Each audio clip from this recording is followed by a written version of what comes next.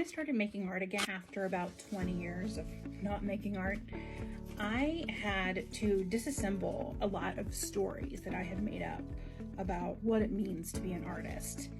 One of the biggest stories that I had was that artists first have to have an idea for the art that they're going to make, and then they have to visualize what they're going to make in their head, and then the artist then uses their skill to recreate the image in their head. And of course that's not going to work for me for a lot of reasons.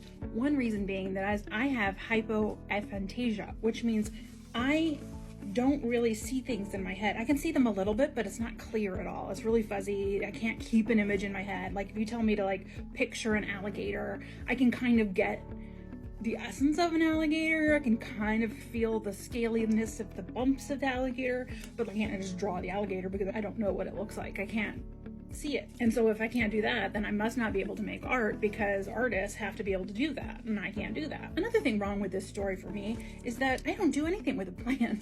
I have ADHD. I like to just fly by the seat of my pants. It really frustrates the autistic side of me who wants a plan, but it's fine. When I travel, I don't have an itinerary. I just kind of do what feels right to do. When I cook, I don't follow a recipe. I read a couple of recipes, get a general idea of what I'm going to do, and then I just sort of start doing it and using my intuition to figure out what to do next. And I don't know why I thought that art had to be this one rigid way.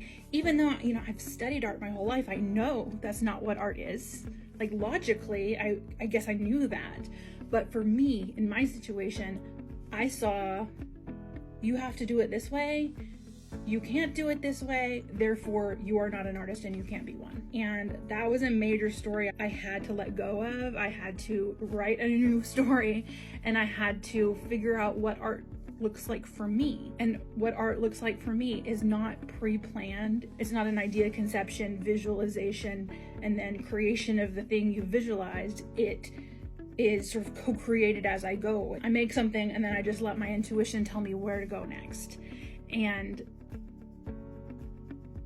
deconstructing that story has made all the difference, because I realized I was trying to be something I'm not. And through a regular creative practice, I've learned what kind of artist I am. And I don't have to follow these rules that I had made up in my head of how you should be as an artist.